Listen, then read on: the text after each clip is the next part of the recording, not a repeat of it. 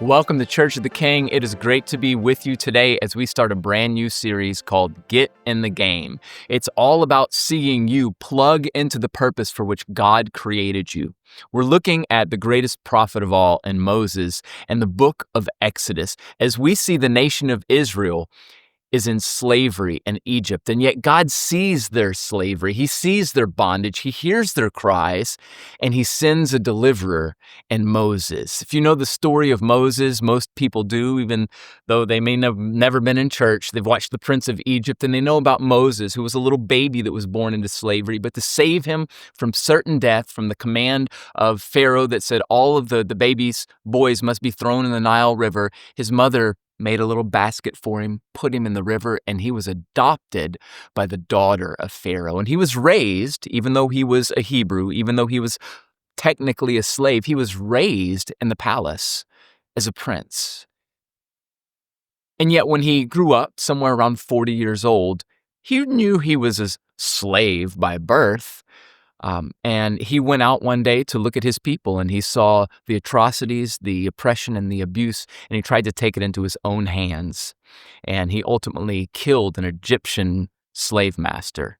And he had to run because Egypt was a land of laws, and he was a slave, and he killed an Egyptian. And so he ended up for 40 years in the wilderness. And this is where we pick up this story in Exodus chapter 3, because it's such a fitting picture for you and for me and for everyone that God knows where we've been. He knows the bondage that people are in, and yet he has a call on their life. And my prayer is that you can get in the game. And the title of this message is The Fight for Freedom, because the fact of the matter is that if we don't stand up and fight against the enemy, not in our own strength, but because we've heard from the Lord, that we'll stay in the place of bondage. We'll never grow into what God's called us to be. And I want you to grow into who God's called you to be. So let's jump right in. To get in the game, to fight for freedom, like here's the first point. You actually have to get on the team. I don't know if you ever grew up playing neighborhood football. I'm probably speaking to the guys, and I grew up in the country, but we still had a dirt road, and we had houses, and we had big yards because it was the country. And we had a bunch of kids, and we would have neighborhood football games. And every time they'd have a captain, they'd choose the captains. You're a captain, and they would pick teams. And there was often some of the younger kids, and I was there at one point, where they didn't know if they really wanted to play. They were a little nervous or a little scared. And so picking teams, they'd stand off to the side. And I remember doing that. And as a young kid going, well, I'd kind of like to be on a team, but I don't know. Like I'm nervous that I can't do it. Well, let me just tell you this. Many Christians, they've given their life to Jesus, but they find themselves in that same place. And I want you to know that God's got a purpose and a call for you. Let's look at Moses, the man who was a murderer, the man who had to flee Egypt. He ended up in the middle of nowhere in the wilderness. And here's what happens. One day, Moses was tending the flock of his father-in-law, Jethro, the priest of Midian. He led the flock far into the wilderness and came to Sinai, the mountain of God. There the angel of the Lord appeared to him in a blazing fire from the middle of a bush, and Moses stared in amazement. Though the bush was engulfed in flames, it didn't burn up. This is amazing, Moses said to himself. Why isn't that bush burning up? I must go see it.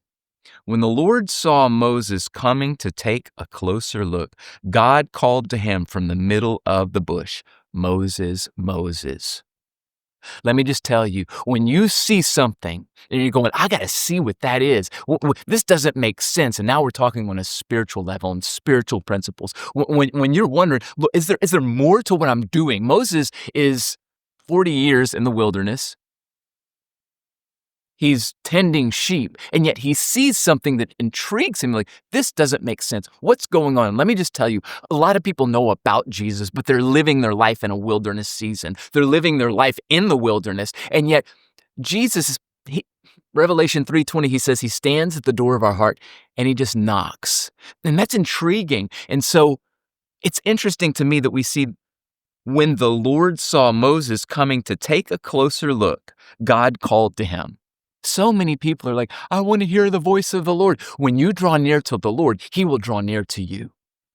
And so if you're going to fight for freedom, if you're going to get in the game that God has for you so that you can live in the purpose and the place that he has for you, you have to know this, that you've got to draw near. You got to get on the team. That's the first point, is you have to get on the team. And when God saw that Moses was intrigued, God spoke to him. And this is what he says. He says, Moses, Moses. And look at Moses' response. Here I am, Moses replied. That's like Moses, he's been intrigued. Let's just start that over. Do not come any closer, the Lord warned. Take off your sandals, for you are standing on holy ground. I am the God of your father, the God of Abraham, the God of Isaac, the God of Jacob. And when Moses heard this, he covered his face because he was afraid to look at God. Then the Lord told him, I've certainly seen the oppression of my people in Egypt. I've heard their cries of distress because of their harsh slave drivers. Yes, I'm aware of their suffering. So I've come down to rescue them from the power of the Egyptians and lead them out of Egypt and into their own fertile and spacious land. It's a land flowing with milk and honey, the land where the Canaanites, the Hittites, the Amorites, the Perizzites, all these people live. Look at verse 9. Look, the cry of the people of Israel has reached me, and I have seen how harshly the Egyptians abused them. Now go, for I am sending you to Pharaoh. You must lead my people out of Egypt. So Moses sees this bush. The Lord sees that he's intrigued and is drawing close, and the Lord speaks to him, says, Moses, Moses. And Moses responds, here I am. Let me just tell you, listen, I want you to not just I want you to get on the team. And the getting on the team is responding when God speaks to you, when he calls your name. And they're like, whoa, I don't want anything to do with that. It's trippy. Lord, I'm kind of doing my thing and I want to do my thing. I want you to get on God's team. And the first step is for you to say, Lord, here I am. But that's only the first step, because God's purpose and plan for you is not simply for the betterment of yourself. God wants you to grow into the person he created you to be, and that makes you better because you're more like him, because you're not living by your own wants and desires. You're choosing to stay in his presence and say, Lord, here I am, make me.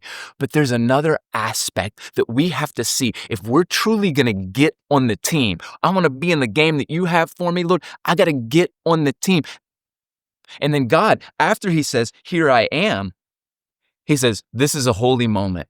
Take your shoes off. In other words, stop walking the way that you're walking, because where you are, everything's going to change. It's holy. It's set apart. You've been walking through the muck and the mud and everything that's associated with being a shepherd and where you walk. But where I am, I've got a new purpose, a new plan, and a new path, because I have a call on you, Moses. I'm glad you said, here I am. But let me tell you, I see all of the brokenness of my people. I see all of the brokenness of this world. I see the slavery. I see the oppression. And I want you to know, Moses, I'm sending you. Now go. And here's the thing. To get on the team, to be in the place that God has for you, there's two parts. The first one is, here I am. But the second part is, I will go. Because we can't say that we've fully surrendered our life to the Lord if we just say, Lord, here I am, when he calls our name. We have to trust him enough. See, this is faith, and this is the faith I want for you, that we have to not just say, here I am, Lord, I heard you call. We have to say, Lord, I will go wherever you send me. See, there's a difference between like what we would say, like, oh, they just made a decision for Christ.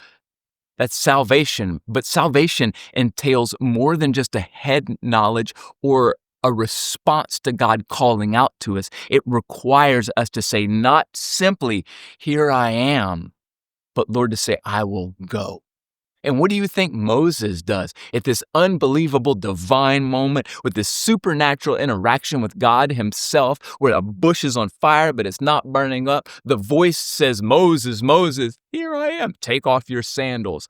You're on holy ground. I'm going to deliver all of my people. Remember, 40 years prior, Moses saw the oppression. He saw the Hebrews were being oppressed. They were in slavery, and he took things into his own hand. And now God himself, the God of Israel, is sending him back. He says, I'm sending you to go to Pharaoh. You would think that Moses, after saying, here I am, Lord, and we know Moses' heart, that he hated the oppression. And now God says, I am sending you back.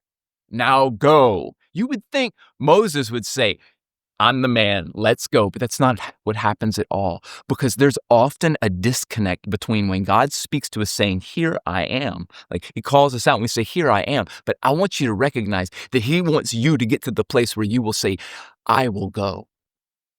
Now go. Verse 10, I'm sending you to Pharaoh. But verse 11, everything changes. Moses protested to God, who am I to appear before Pharaoh? Who am I to lead the people out of Israel out of Egypt? Listen, I want you to know that God will almost always send you back to the place of your bondage, back to the place of oppression, back to the place of death, so that you can know that he delivers people from that, starting with you. And that he's calling out to Moses saying, I want you to go. But Moses' immediate response is not, I will go. His immediate response is not no. His response is, who am I? Because we all have to know who we are. Listen, when God speaks to you and you recognize his love for you, that he loved you so much, he gave Jesus to pay the price for your sin, and you receive that, you know that you are loved. You are a child of God. But so often, after the encounter with God, we say, I'm here, Lord, and he begins to send us on mission. Let me just tell you, there's a fight for freedom, and it's not just yours. We live in a broken and oppressed world, and God wants to send you, but you'll never go until you hear his voice and you know who you are. How do we get in the game? Number one, we've got to first get on the team. That's not simply saying, here I am, God. It's saying, God, I will go. But to get to the place where you say, I will go, yes, he's probably going to send you back to the place where you were, but not in the same way that you were. You got to know who you are to go back. You got to know who you are to say, I will go. That's why, point two, we have to remember the fundamentals. If I'm going to fight for freedom, if I'm going to get in the game, I have to first get on the team. That's here I am and I will go. But you'll never be able to say I will go and be an effective instrument in the Lord's hands to bring freedom to people until you remember and focus on the fundamentals. Focus on the fundamentals. And God lays out the fundamentals. When Moses says, who am I? Look at God's response. God answered, I'll be with you. And this is your sign that I'm the one who sent you. When you've brought the people out of Egypt, you will worship God at this very mountain. I think that's hilarious. God said, I got a sign for you. When you've actually done what I've said, you're going to be right back at the place where we're talking right now.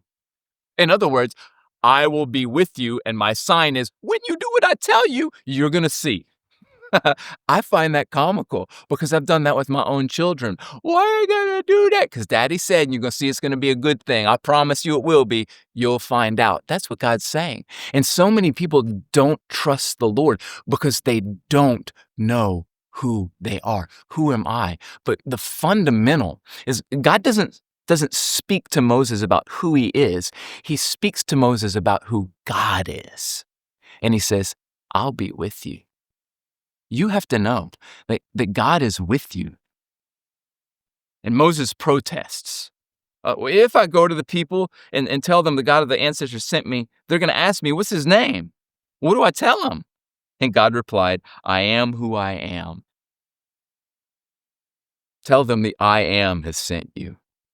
Say to the people of Israel, Yahweh, the God of your ancestors, the God of Abraham, Isaac, and Jacob, has sent me to you. That's my name. And then he tells him again, verse 16, now go and call together all the leaders of Israel. You have to know this, that God is with you. But you have to know that God is sending you. Now go, tell them, I'm watching. Verse 14, picking it back up. God replied to Moses, I am who I am. Say this to the people of Israel. I am has sent me to you. This is what you got to know, that God is with you. This is a fundamental truth. God is with you. That's why God comes out the gate when Moses says, who am I? God says, I'm with you.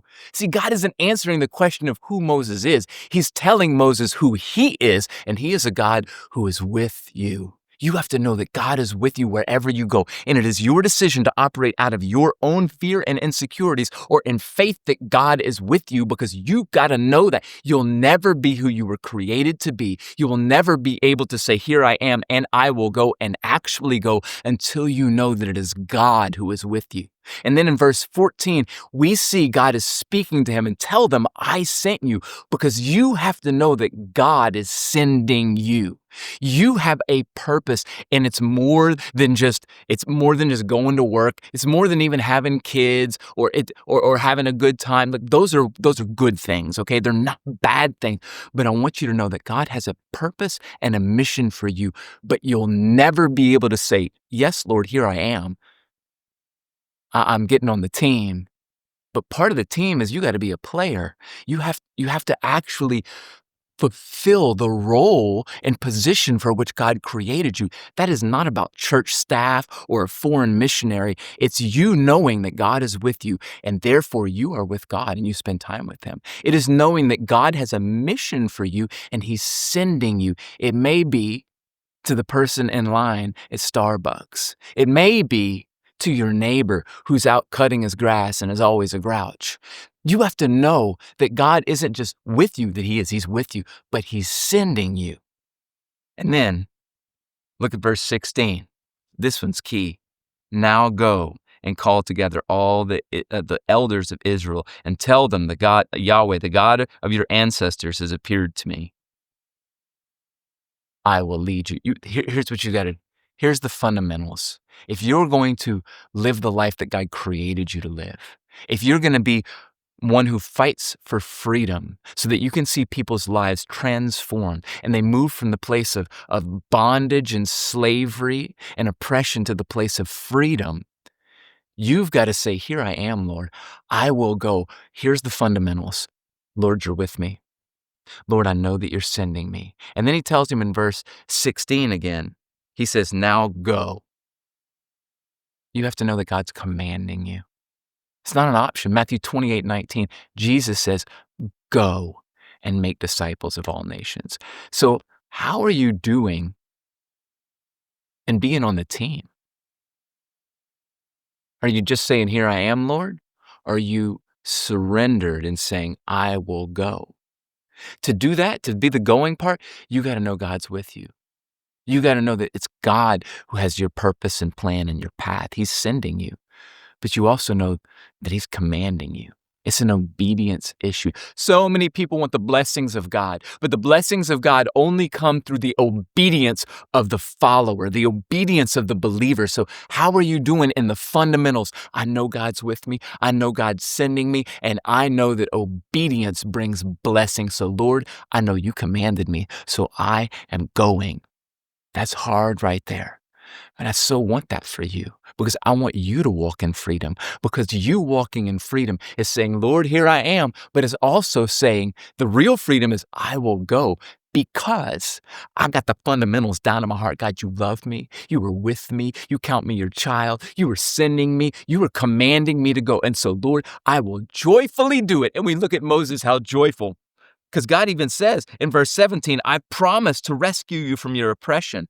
I will lead you. That's another fundamental. God's going to lead you. Proverbs 4, 5, and 6, Proverbs 3,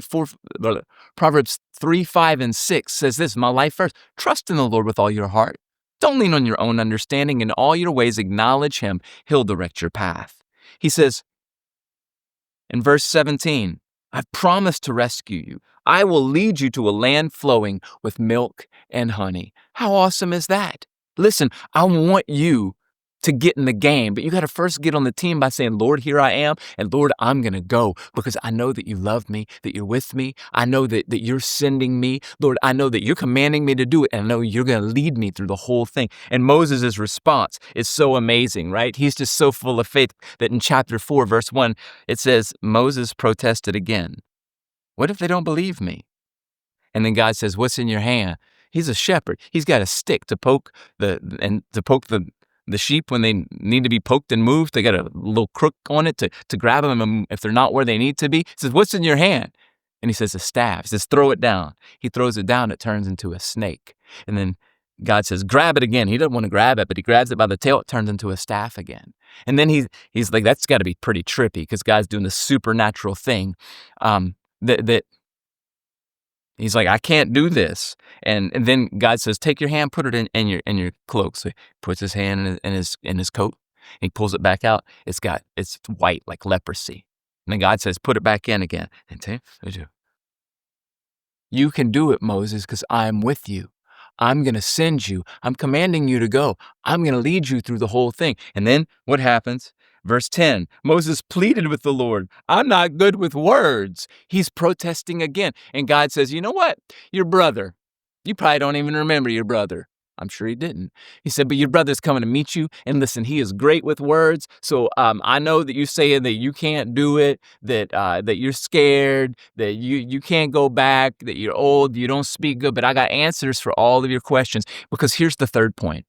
God wants you, if you're going to fight for freedom, if you're going to get in the game that he has for you, this really isn't a game at all. It's fighting for freedom. You have to be on his team by saying, here I am, and I will go. You have to remember the fundamentals. It's like football, the fundamentals, or basketball, or baseball, or any sport, the fundamentals repeated over and over. Lord, you're with me. Lord, I know it's you that's sending me. Lord, I know that you're commanding me to do this, and you're leading me so I can trust you. But you got to face your fears and doubt, because the enemy will always come to say, you can't do it. Who do you think you are? God chose you. He chose the wrong person. In fact, the last protest that Moses makes is exactly that. He's got no more excuses, because God shows up every time. He says, I'm not good with words. Lord, I can't do it. What if they don't believe me?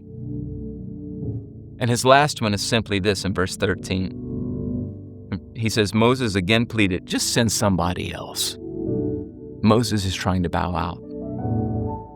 But I want you to know that in the end, Moses trusts the Lord. And he goes, he actually goes to the elders of Israel. In verse 29, it says, Moses and Aaron, they returned to Egypt, and they called the elders of Israel together. And they told them everything. Aaron told them everything the Lord told Moses, and Moses performed the miraculous signs as they watched. And the people of Israel were convinced that the Lord had sent Moses and Aaron. And then in chapter 5, the first verse, after this presentation to Israel's leaders, Moses and Aaron went and spoke to Pharaoh.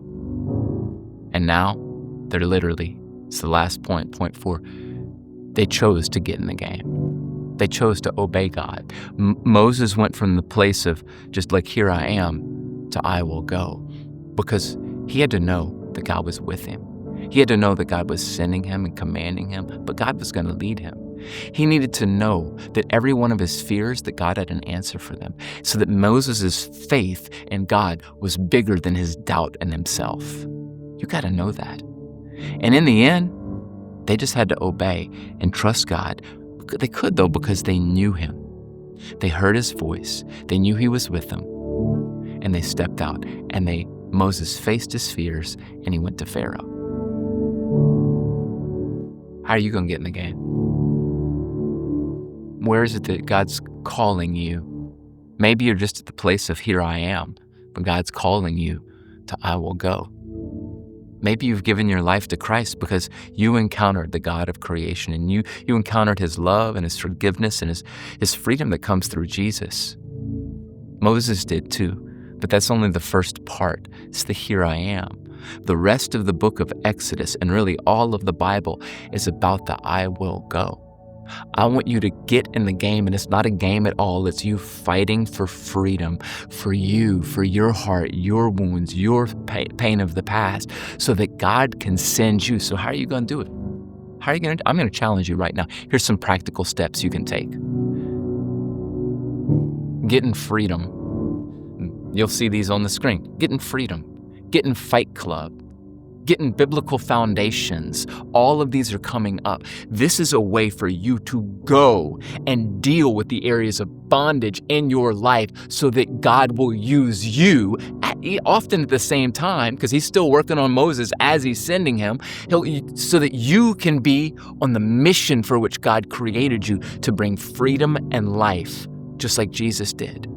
Man, I want that for you. Get in freedom, get in Fight Club, get in biblical foundations, get on a team, invite somebody to church, pray with somebody. Get outside of yourself, because God's heart for you is not simply, here I am. It's for you to say, Lord, I will go. I want that for you. So Father, I just pray that we can be people who stand in your presence and we say, here I am. But Lord, that we're people that embrace your call and we say, I will go. Lord, here we are. Send us. May we know you're with us. Lord, that you're guiding us, you're leading us. And Father, you'll use us to bring your freedom to the areas of bondage in the world and the people around us. In Jesus' name, amen.